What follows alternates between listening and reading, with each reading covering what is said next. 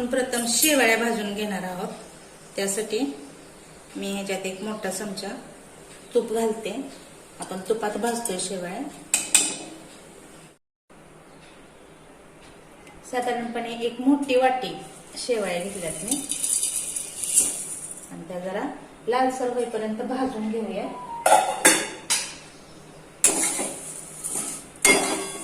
आपण जसं शेवयाची खीर करायला कसं भाजतो त्याचप्रमाणे भाजून घेणार आहोत। ते खूप छान लागतात खायला ह्या।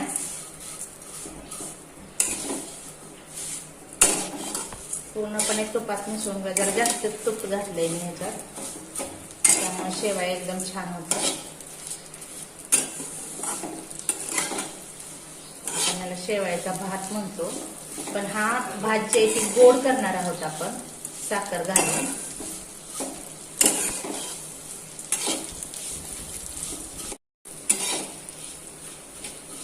थोडासा लालसर कलर यायला लागला याला, म्हणजे शेवया आपल्या भाजत यायला लागल्या ते।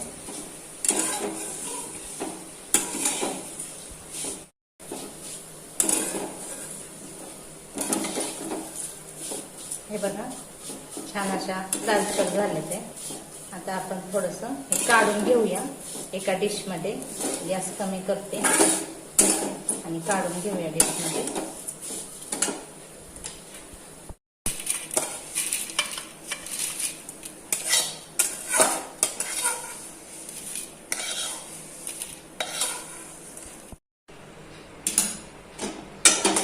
आपण यामध्येच पाणी घालणार आहोत, कारण का तर ह्याच्यामध्ये तूप राहिलेलं आहे, त्यामुळे हेच पाणी गरम करून घेणार आहोत आपण दुसरं भांड्यात न करता।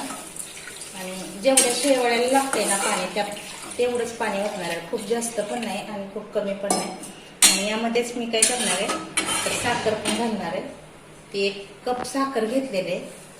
तुम्हाला जेवढ्या गोड पाहिजे त्या पद्धतीने तुम्ही घेऊ शकता। आणि ह्याला उकळी येऊ द्यायची। आणि ह्याच्यात जर थोडंसं तुम्ही तूप जर घातलं ना तरी चालू शकतं, पण ऑलरेडी ह्या भांड्यामध्ये तूप पहिलं होतं, त्यामुळे मी आता ऍड करणार नाही ह्याच्यात तूप। ह्याला उकळी येऊ द्यायची चांगली आणि मग आपण ह्या शेवया त्यामध्ये घालणार आहोत।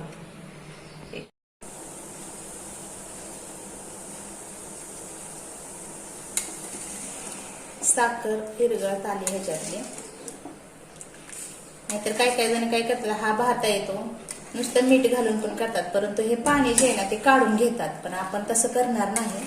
तर हे पाणी पूर्णपणे शेवयामध्येच आटवणार आहोत, त्यामुळं तेवढंच पाणी मी घातलंय, जास्त पाणी नाही घातलेलं। याला उकळी आली का आपण ह्याच्या शेवया घालूया। उकळी येत आली, 2 मिनिट।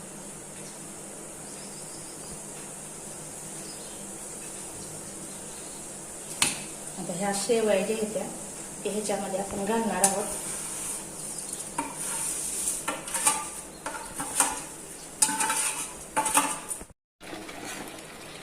आता यामध्ये थोडाही वरती फेस दिसत नाही बघा, म्हणजे ह्या शिजत आल्यात, तुम्ही बघू शकता।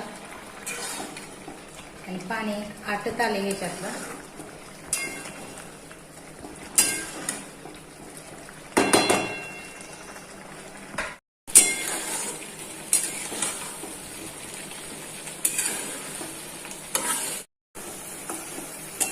आपल्या शेवयाचा भात तयार होत आलाय, साधारणपणे झालाय। पूर्ण पाणी आटलंय, तुम्ही पाहू शकता पूर्णच पाणी आटलंय ह्याच्यातलं आणि एकदम अशा सुटसुटीत झाल्यात।